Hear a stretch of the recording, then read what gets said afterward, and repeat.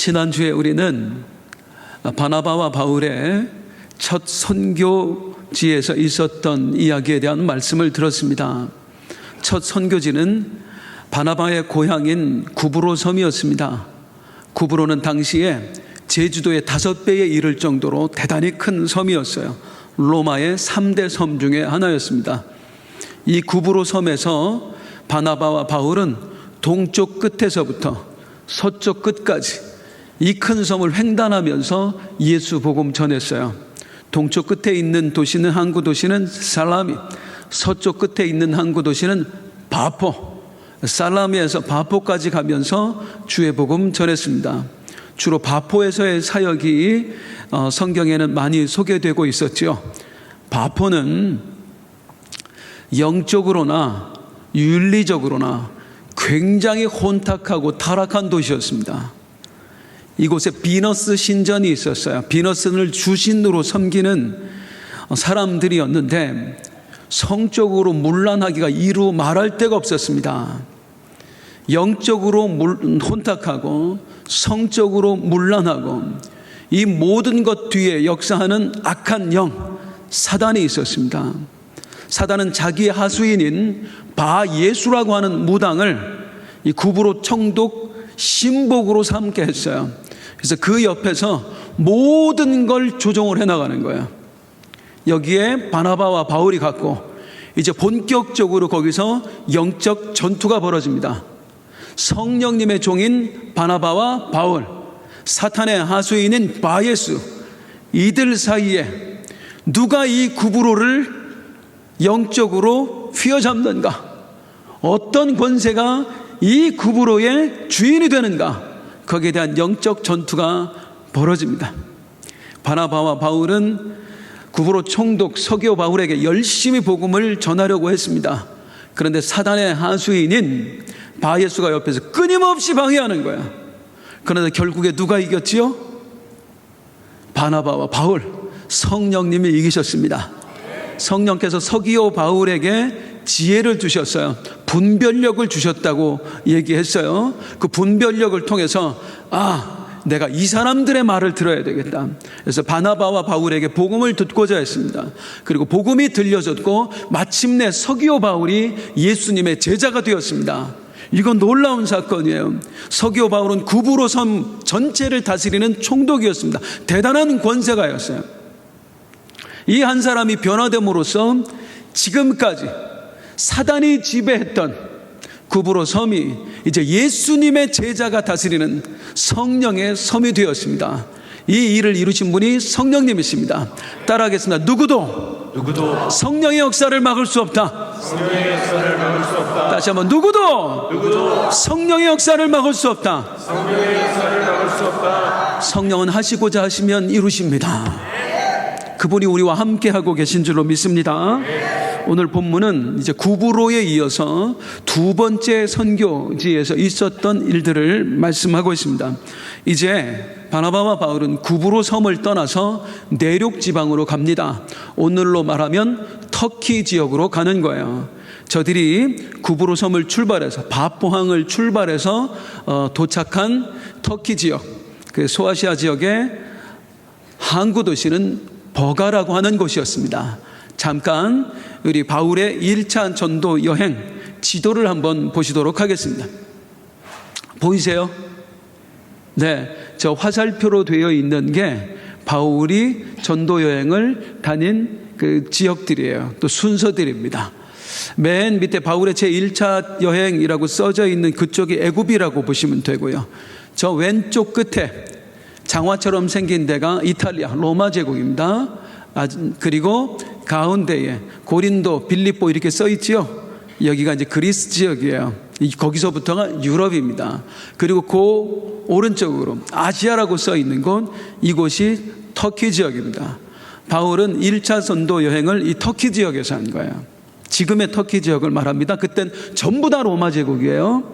그래서 오른쪽 끝에 보면 이제 바울의 전도 여행 지역을 조금 더 확대해서 보여드리도록 하겠습니다. 여기 보면 오른쪽 위에 중간에 안디옥이라고 써 있는 거 보이시죠? 예, 여기가 수리아 안디옥, 이 안디옥 교회가 있는 곳입니다. 그곳에서 실루기아라고 하는 항구로 가서 거기서 배를 타고 구브로 섬, 굉장히 큰 섬이에요. 동쪽 끝에 있는 살라미 항구로 갔습니다. 거기서 섬을 횡단하면서 맨 서쪽에 있는 바포 항까지 복음을 전하고 간 거예요. 그리고 이제 그 바포 항에서 배를 타고 터키 내륙 지역으로 들어갑니다. 맨 제일 처음에 만난 항구가 버가 항구입니다. 그리고 거기서 올라가서 비시디아 안디옥, 거기서 복음을 전하고 또 거기서 이고니온으로 갔다가 루스드라로 갔다가 더베로 갔다가 그 다음에 다시 되짚어와요. 더베에서 루스드라로 이고니온으로 비시디아 안디옥으로, 그리고 밤빌리아, 그 다음에 버가, 그리고 아탈리아 항구에서 배를 타고 다시 안디옥으로 돌아오는 여정. 이게 1차 전도 여행입니다. 대충만 기억하시면 돼요. 이런 걸 보면 굉장히 심각하게 외우려고 하시는 분들이 계신데 그럴 필요 전혀 없습니다. 스트레스 받지 마시고 대충 이렇다 하는 것만 기억해 놓으시면 되겠습니다. 자, 어쨌든 바포항을 출발한 바나바와 바울은 버가 항구로 갑니다. 거기서 이제 내륙 전도가 시작이 되는 거예요. 여기서 이 여정에서 일어난 몇 가지 일들에 대해서 말씀을 드리도록 하겠습니다. 첫 번째, 여기서 중요한 건 13절을 한번 읽어볼게요. 13절입니다. 시작. 바울과 및 동행하는 사람들이 바포에서 배 타고 밤빌리아에 있는 버가에 이르니, 여기서 아주 중요한 일이 일어났죠. 누구와 누구?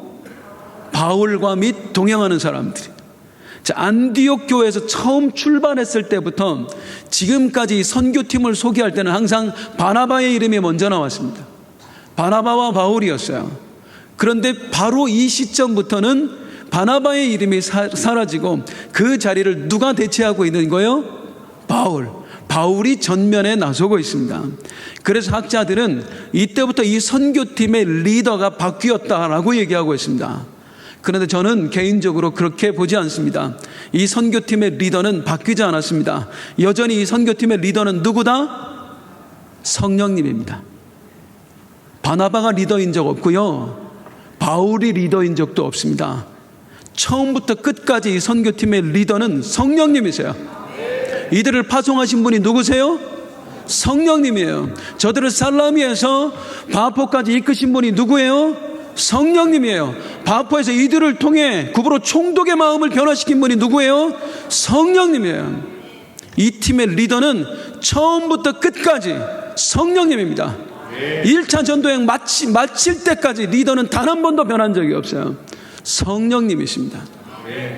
바나바와 바울은 필요에 따라서 우리 성령님께서 이때는 네가 전면에 나서라, 이때는 네가 전면에 나서라, 환경에 따라 필요에 따라 성령께서 주로 쓰시는 사람이 달라졌을 뿐이지 처음부터 끝까지 이 모든 사역의 중심 성령님이십니다. 리더는 단 한 번도 바뀐 적이 없어요.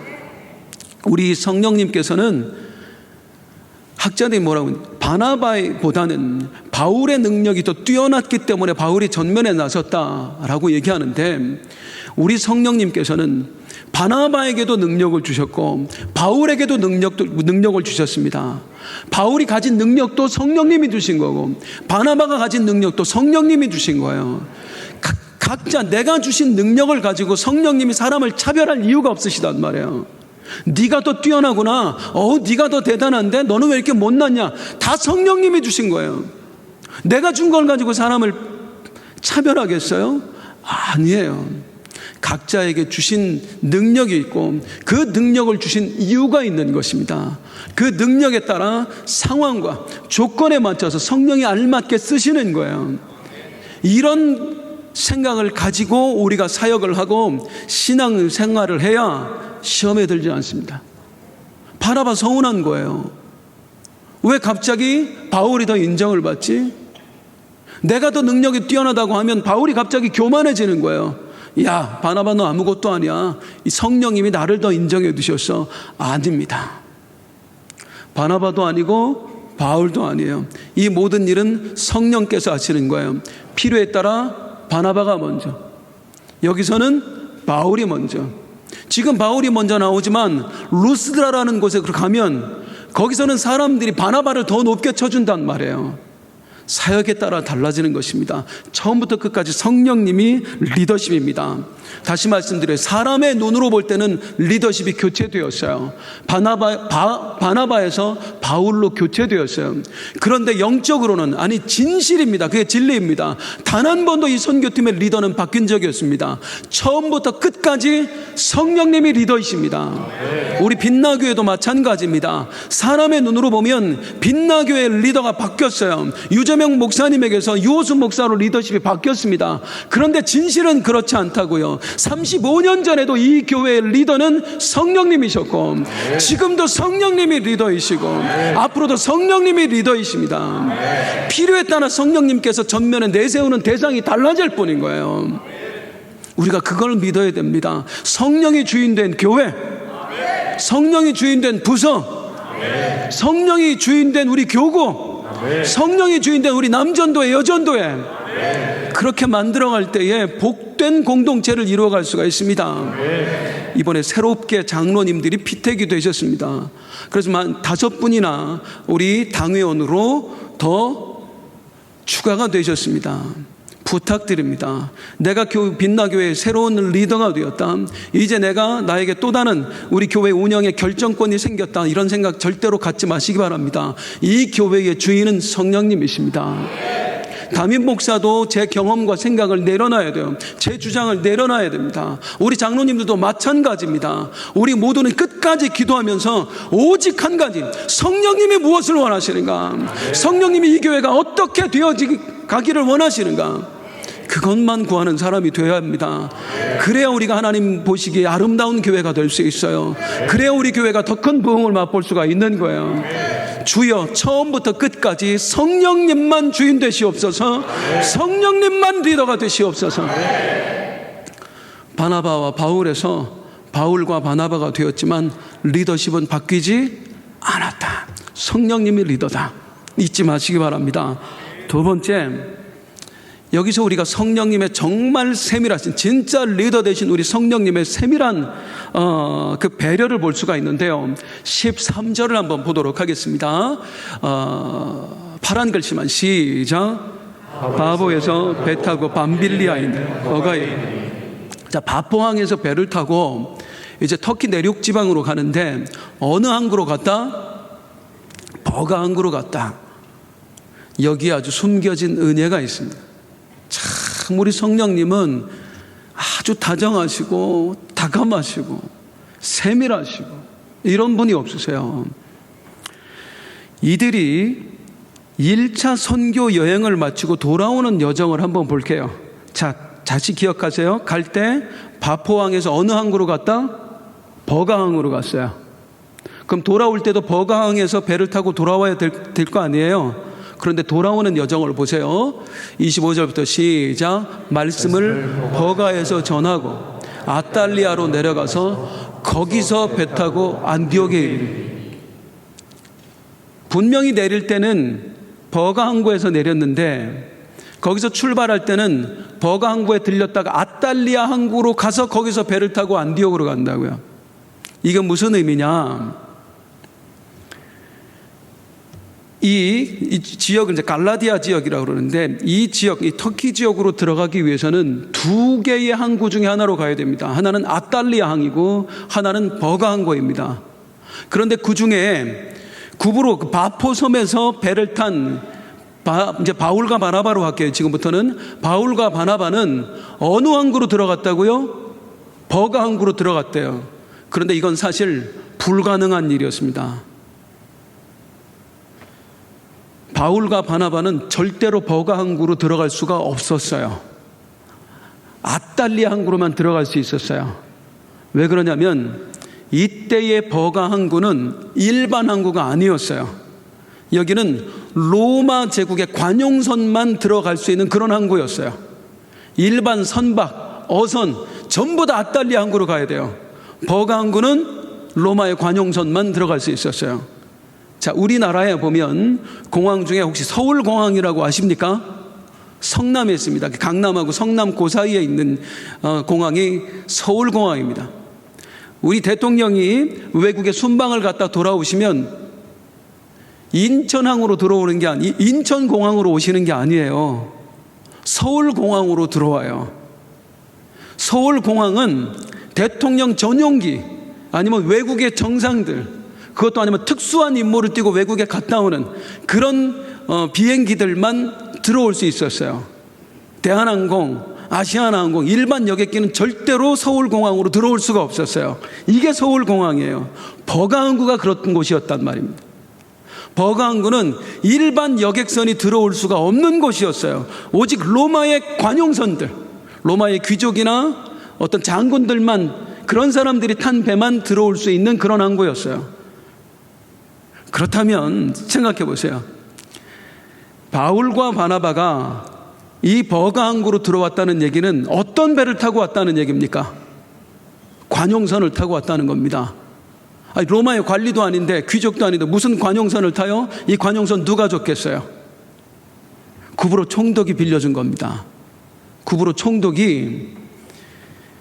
총독쯤이나 정도나 탈 수 있는 배를 타고 이 버가항구로 가게 한 것입니다. 뭐 그럴 수도 있지요. 뭐 배 좀 좋은 거 탔다고 그게 뭐 이렇게 대단한 일입니까? 참, 여기에 성령님의 세밀한 배려가 있어요. 이게 얼마나 감사한 일이냐면, 이제 버가를 비롯해서 바울과 바나바가 이제 계속해서 복음을 전하는 그 지역을 갈라디아 지역이라고 합니다. 그래서 나중에 여기에 예수 믿게 된 사람들에게 바울이 보낸 편지가 갈라디아서예요. 버가, 비시디아, 안디옥, 루스드라, 이고니온, 이곳에 있는 성도들에게 보낸 편지가 갈라디아서예요.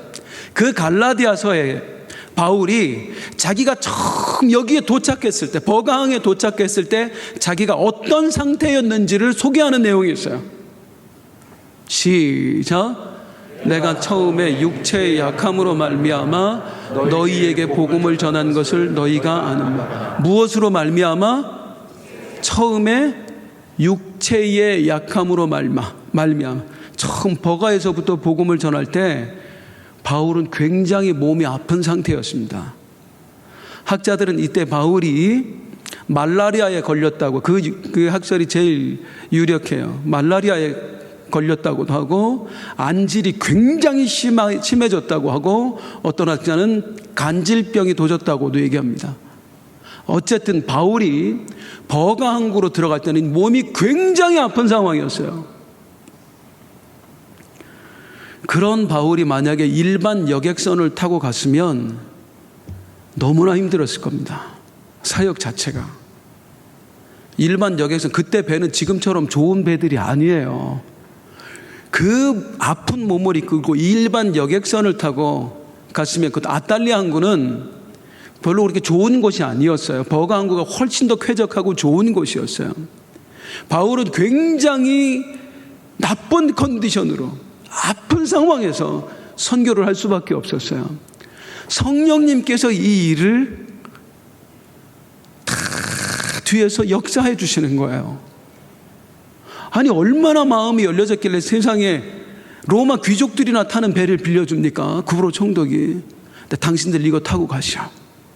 그거 타고 가니까, 아니, 특별히 총독이 부탁한 손님들이니 선원들이 얼마나 대우를 해줬겠습니까? 이 항해하는 동안.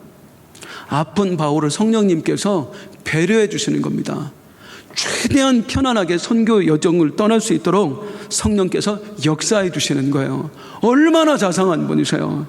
믿으시기 바랍니다. 우리 성령께서는 당신을 위해 일하고자 하는 사람들에게 더 크게 역사해 주시는 분이 바로 우리 성령님이신 줄로 믿습니다. 단 한 시도 우리에게 눈을 안 떼세요. 아프니? 힘드니? 내가 너를 어떻게 도와줄까? 잘 살피시고 함께 하시고 역사하시고, 이분이 우리 성령 하나님이세요. 자, 그리고 이제 이 버가에 도착하면서 있게 된 또 하나의 중요한 사건이 있는데요. 13절을 다시 한번 보겠습니다.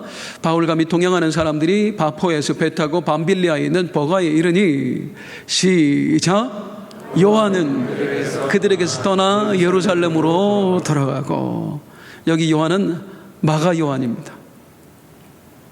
마가 요한이 바울 바나바와 함께 선교를 다니다가 여기서 포기하고 돌아간 거예요. 나 도저히 못하겠어요. 그냥 돌아간 거예요. 마가 요한은 왜 이 선교 여정에 동참을 했냐? 처음에 바울과 바나바가 안디옥 교회의 구제 헌금을 가지고 예루살렘에 방문했던 적이 있었죠. 그때 베드로 사도가 감옥에 갇혔다가 마가 다락방에 모여서 막 성도들이 기도하니까 풀려나고 그랬었잖아요. 그 일이 있은 후에 바나바와 바울이 예루살렘에서 안디옥으로 돌아올 때 따라왔어요. 그리고 안디옥에 자기 삼촌 바나바하고 함께 있었던 거예요. 그러다가 이제 이 바나바와 바울이 선교를 나간다고 하니까 엉겹결에 자기도 지금 따라 나온 겁니다. 어쩌면 사명감 반, 호기심 반, 뭐 여러 가지 마음으로 따라왔을 거예요. 그 마가 요한이 갑자기 중도의 선교를 포기해버린 겁니다. 왜 포기했을까요? 성경에는 구체적으로 이 마가 요한이 왜 포기했는지에 대해서 나오지 않아요. 그런데 이래서 포기했구나 하고 유추할 수 있는 구절들이 있습니다. 먼저 두 개의 구절을 보여드리는데 13장 5절 말씀을 한번 다시 보도록 하겠습니다. 살라미에 이르러 하나님의 말씀을 유대인의 여러 회당에서 전할세. 파란 글씨 한번 볼까요? 시작. 요한을 수행원으로 두었더라. 여기 우리 성경이 굉장히 순화해서 쓴 거예요. 여기 수행원이라고 써져 있는 단어는 원래 노예선에서 노젓는 그 노예들 있죠. 그 노예들에게 쓰는 단어예요. 요한을 뭘로 뒀더라? 노예로 뒀더라. 삼촌 저 따라가면 안 돼요? 야, 할 일이 뭐가 있다고 네가. 뭐라도 할게요. 너 지금부터 완전히 노예처럼 할 수 있겠어? 얼마든지 할 수 있죠. 네가 짐 다 들어야 돼. 중간에 먹을 것도 네가 다 구해와야 돼. 라면도 네가 끓여야 돼. 다 할 수 있어요. 너는 지금부터 선교사 아니야? 노예야? 알았습니다. 그리고 따라왔는데 이 노예 생활이 너무 힘든 거예요. 어느 정도는 나를 배려해 줄 줄 알았거든. 짐들도 다 네가 들어라. 우리가 알다시피 이 마가 요한은 부잣집 아들입니다. 얘네 집이 예루살렘에 있었는데 걔네 집 다락방에 120명이 모여도 공간이 남을 정도였어요. 엄청난 부잣집 아들이었어요. 무슨 고생을 했겠어요. 어릴 때부터 응석바지로 자랐죠. 그런데 짐 다 네가 들어라. 버스표 챙겨놨냐? 왜 먹을 거 안 구해왔냐? 물 좀 사와라. 미치고 환장할 일이죠. 도저히 못하겠는 겁니다. 게다가 우리가 알다시피 바울이 좀 까탈스럽습니까? 애지간히 볶아 먹었을 것 같아요. 야, 마전도사 빨리 안 와? 너 이따 일할래? 나 때는 말이지. 그랬을까요? 대충 머릿속에 안 그려주세요. 도저히 힘들어서 못하겠는 거예요. 이 마가 요한이 힘들어서 포기했구나 유추할 수 있는 구절 또 하나가 있습니다. 자, 조금 전에 읽었던 13절 말씀을 다시 한번 볼게요. 시작. 요한은 그들에게서 떠나 예루살렘으로. 요한이 나 돌아갈 거예요. 나 그냥 이제 더 이상 안 할 거예요. 그리고 어디로 갔대요? 왜 예루살렘으로 가요? 지금 어디서 파송받아 왔는데? 안디옥 교회에서 파송받아 왔으면 안디옥으로 가야지. 왜 예루살렘으로 가요? 거기가 지네 집이거든. 엄마 집. 엄마가 너무 보고 싶었던 거예요. 제대로 사역을 그만 중도에 포기하려면 안디옥 교회로 딱 일단 가서 선교 보고 해야죠. 여러분들이 기도해 주시고 헌금 보내주셨는데 지금까지 이렇게 사역이 진행되었습니다. 저는 이런 이유로 사역을 중도에 그만두고 여기 올 수밖에 없습니다. 보고해야죠. 안디옥 교회 안 가. 그냥 집으로 가. 나 돌아갈래. 힘들어서 포기한 거예요. 힘들어서. 아니, 마가 요한 하나 힘들면 포기할 수 있지. 이 일은 마가 요한 한 사람이 포기한 걸로 그치지 않습니다. 이게 어떤 일로 비화가 되느냐면 15장으로 가잖아요. 사도행전 15장으로 가면 이것 때문에 바울과 바나바가 대판 싸웁니다. 1차 전도여행 마치고 이제 2차 전도여행을 떠나는데 바울과 바나바가 이제 다시 함께 가거든요. 그때 바나바는 우리 마가 요한 데리고 갑시다. 지난번에 실패했지만 정신 좀 차린 것 같으니 데리고 갑시다. 바울 깐깐하잖아요.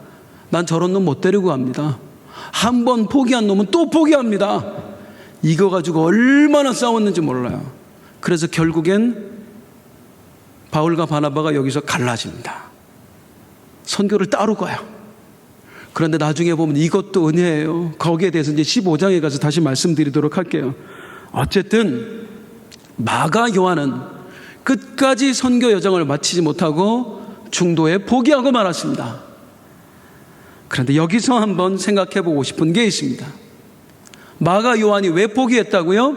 힘들어서 포기했어요. 힘들어서 포기했어요. 힘들어서 포기했어요. 얼마나 힘들면 포기했을까 싶어요. 그런데 아까 말씀드렸지요. 이때 바울이 어떤 상황이었다고요?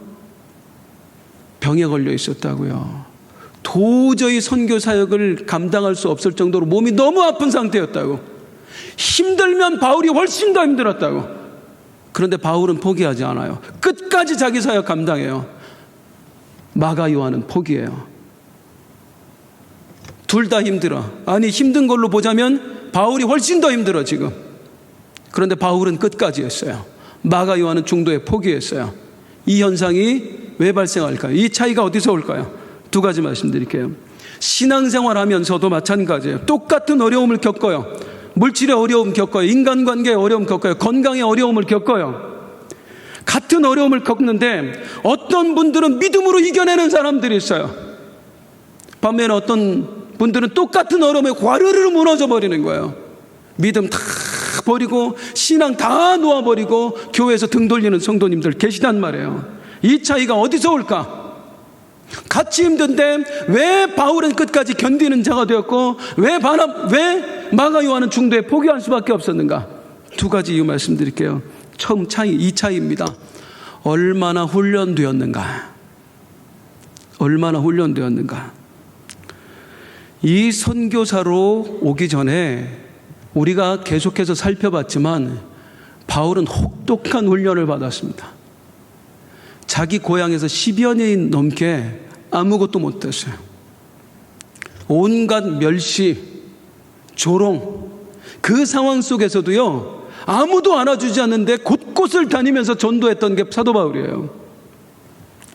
충분히 그 고난의 시간을 통해서 연단을 받았고 이 정도의 어려움쯤은 얼마든지 감당할 수 있는 사역자로 이미 훈련이 된 거예요. 그런데 바나바는요, 훈련의 기간이 전혀 없었습니다. 아무런 연단 받지 않았어요. 그냥 부잣집 아들로 태어나서 지금까지 잘 먹고 잘 살다가 의욕만 앞세워서 이 사역을 시작을 한 거예요. 훈련된 사람과 전혀 훈련되지 않는 사람, 하나님의 일을 하면은 공짜가 없습니다. 저절로 이루어지는 거 아무것도 없어요. 사명감도 훈련을 통해서 성장하는 거고 믿음도 훈련을 통해서 성장하는 것입니다. 훈련받지 않고 믿음이 저절로 성장하길 바라는 것은 정말 도둑놈 심보예요. 사역도 마찬가지예요. 훈련받지 않고 하나님 앞에서 멋지게 쓰임받으려고 하는 것은 도둑놈 심보입니다. 연단의 과정이 필요합니다. 그 연단의 과정을 통해서 성숙의 과정을 반드시 거쳐내야 됩니다. 믿음도 마찬가지예요. 연단의 과정을 거쳐야 우리의 믿음이 커지는 거예요. 그냥 예배 열심히 참석했다고, 기도 많이 했다고, 성경의 지식이 많아진다고 우리의 믿음이 성장하는 게 아니에요. 연단의 과정을 거쳐야 됩니다. 그래서 때로 하나님께서 끊임없이 우리를 고난의 수렁에 몰아넣으세요. 연단하시려고, 내 믿음을 단련하시려고. 그가 나를 단련하신 후에 내가 정금같이 나오리라. 훈련이 되었는가? 내 믿음이 다른 사람보다 쉽게 흔들린다면 나 스스로를 돌아봐야 됩니다. 나는 충분히 훈련된 사람인가? 충분히 훈련된 사람인가? 남이 나를 어떻게 보느냐 하는 것은 중요하지 않아요. 성령께서 나를 충분히 훈련하셨는가? 성령님이 보시기에 나는 충분히 훈련된 사람인가? 훈련되지 않으면 같은 일들 속에서 무너질 수밖에 없습니다. 자, 이 바울과 그리고 마가 요한의 차이는 어디에서 올까요? 이게 또한 결정적인 차이입니다. 소명이 있느냐 없느냐의 차이입니다. 바울과 바나바는 선교사로 파송할 때 한번 해볼까? 야, 이거 보람 되겠는데? 그렇게 시작하지 않았어요. 확실하게 성령님으로부터 명령을 받고 응답받고 이 일을 시작했습니다. 나를 선교사로 파송하신 분이 누구시다? 성령님이시다. 나는 누구의 종이다? 성령의 종이다. 나는 누구의 일을 이루어야 된다? 성령의 일을 이루어야 된다. 이 소명 의식으로 가득 찬 사람들이었어요. 거기서부터 출발했으니까. 그런데 마가 요한은 전혀 소명 의식이 없었어요. 그냥 우리 삼촌 가니까 따라가 볼까? 이게 마가 요한이었어요. 그러니까 흔들리죠. 제 개인적으로도 참 많이 경험했던 바였습니다. 우리 아내가 참 저를 많이 놀리는데 저는 신학교를 여러 번 때려친 사람이에요.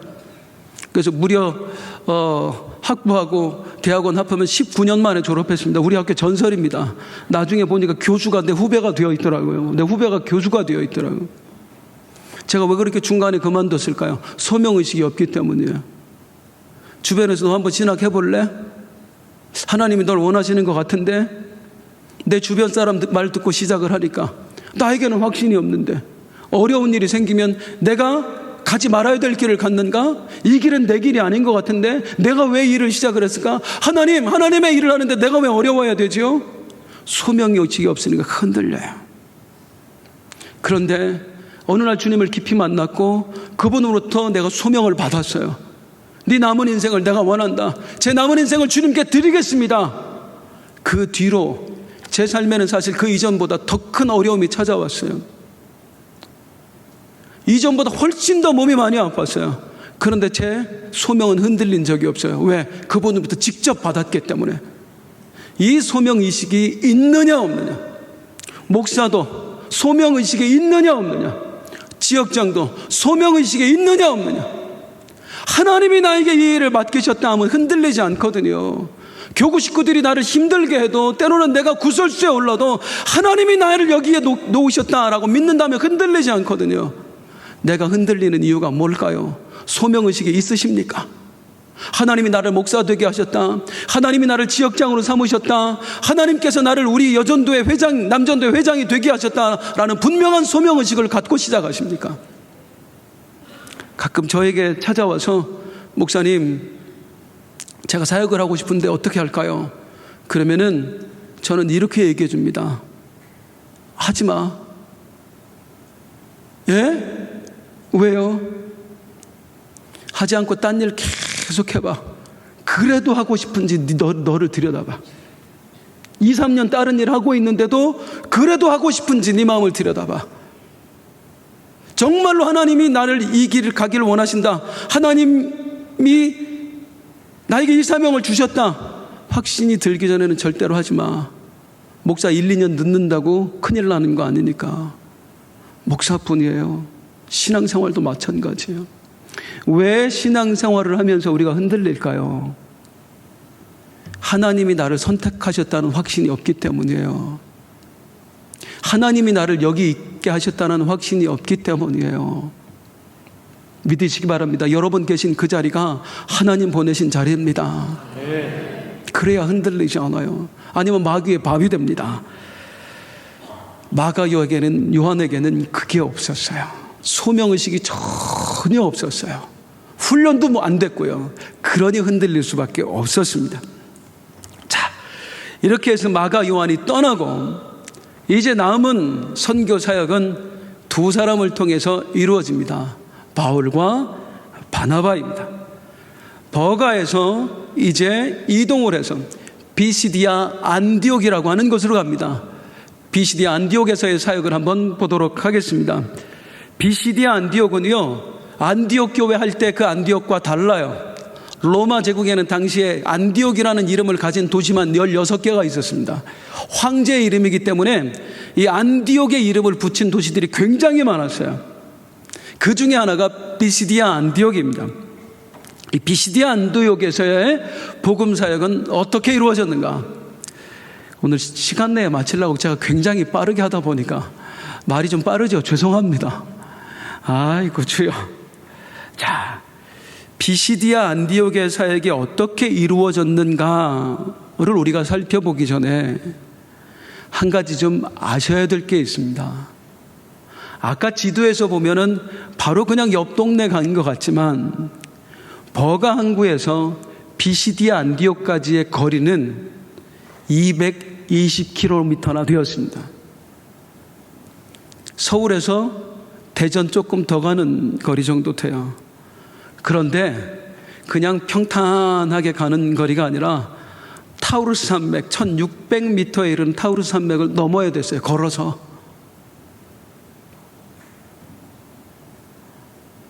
우리 저기 성지순례 가셨던 분들 기억나시죠? 타우루스 산맥 차를 타고 넘는 데만 몇 시간 걸렸어요. 거기를 걸어서 220km를 가야 비시디아 안디옥이 나왔어요. 지금 바울 어떤 상태라고 말씀드렸어요? 아프다고요. 죽을 것 같이 아프다고요. 말라리아에 걸려서 아니면 간질을 하든 죽을 만큼 아팠어요. 이때 바울은요.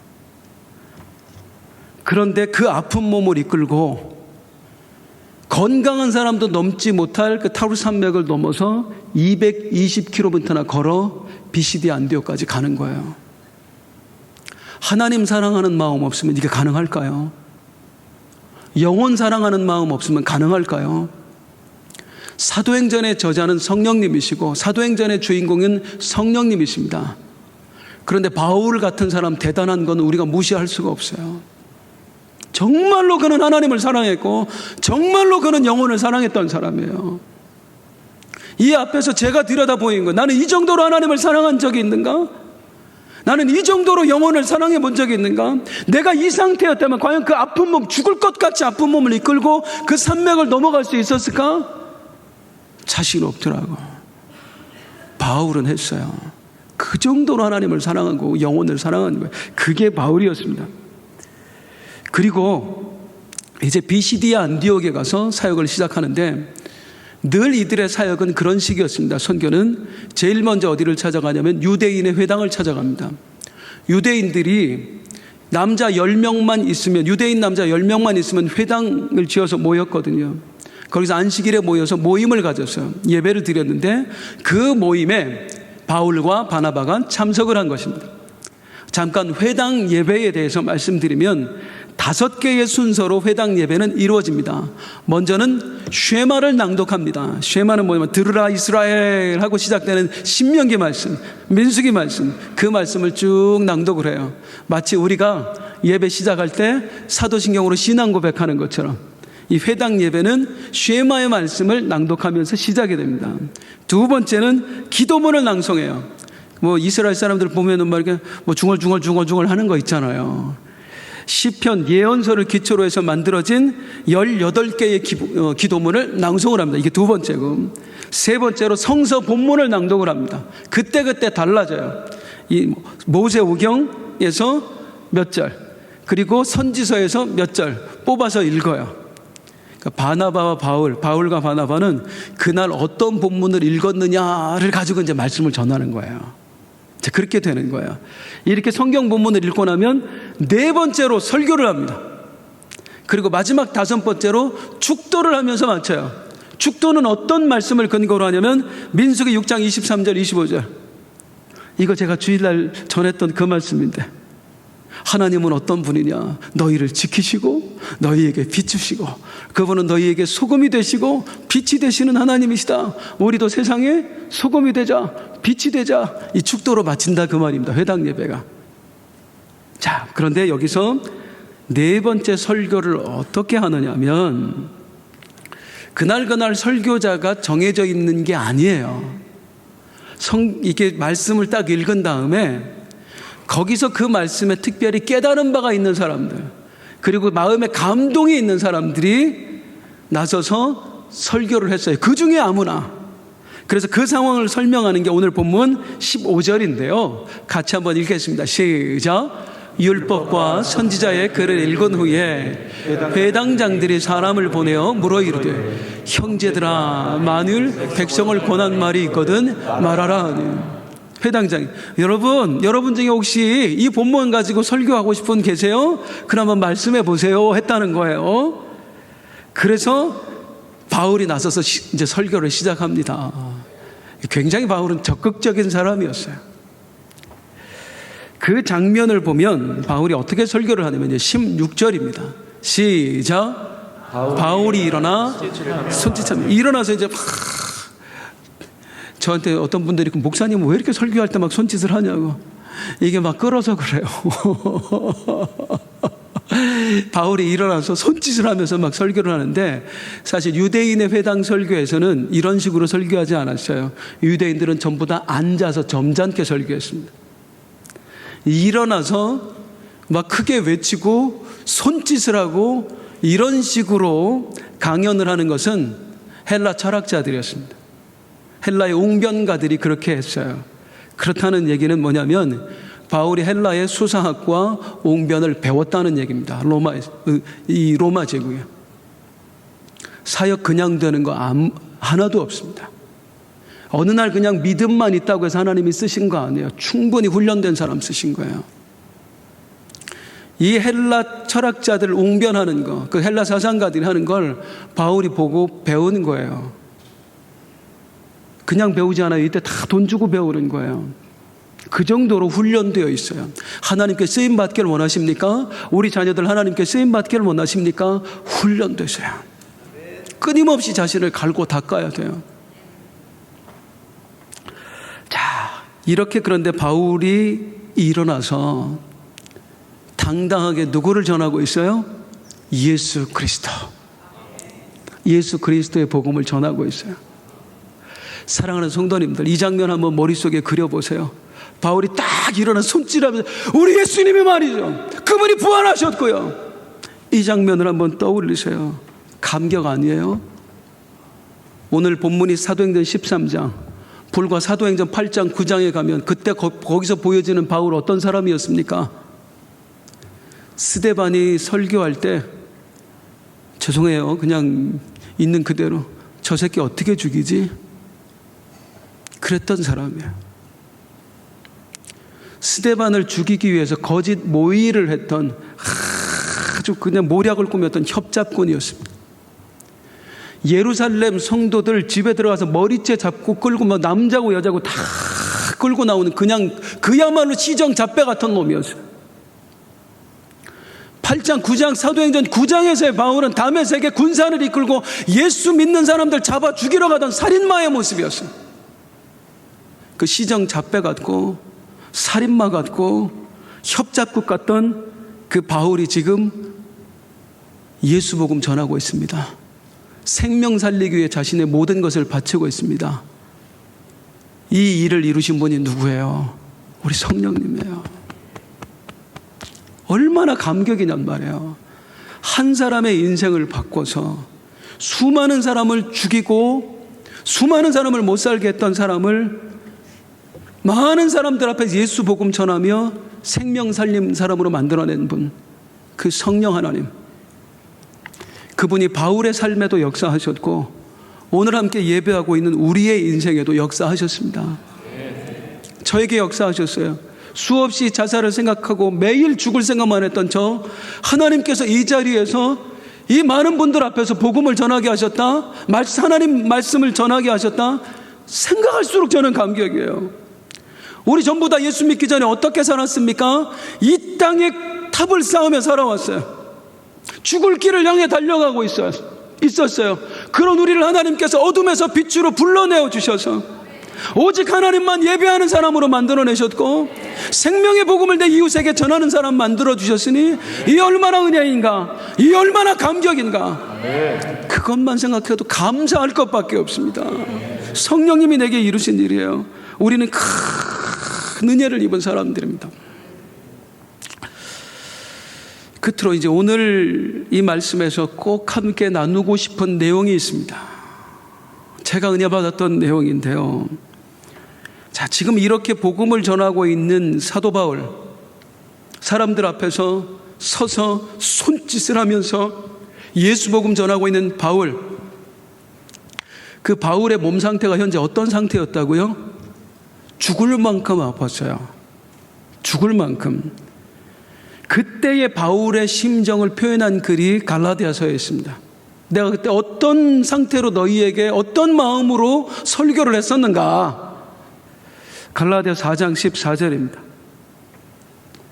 너희를 시험한, 파란 글씨만 시작. 너희를 시험하는 것이 내 육체에 있으되 이것을 너희가 업신여기지도 아니하며 버리지도 아니하며. 이게 무슨 말이냐면 바울이 몸이 병들어서 지금 너무 아픈 거예요. 근데 이걸 그냥 나 혼자 아픈 게 아니라 내가 설교할 때 듣는 사람들이 다 알 수 있을 정도로 바울의 몰골이 그냥 병자예요. 병색이 완연한 거예요. 그래서 바울이 어떻게 생각을 했느냐면, 내 육체에 있는 이 질병 때문에 저 사람들이 시험 드는 건 아닐까? 야, 우리한테 복음 전하기 전에 네 몸이나 챙겨. 아이고, 너 보니까 예수 믿을 맛 안 난다. 이럴까봐 지금 바울이 두렵고 떨리는 마음으로 내 병든 모습을 보고 이 사람들의 마음이 과연 움직여질까? 저들이 내가 전한 복음을 받아들일까? 업신여기면 어떡하지? 그래서 복음을 안 받아들이면 어떡하지?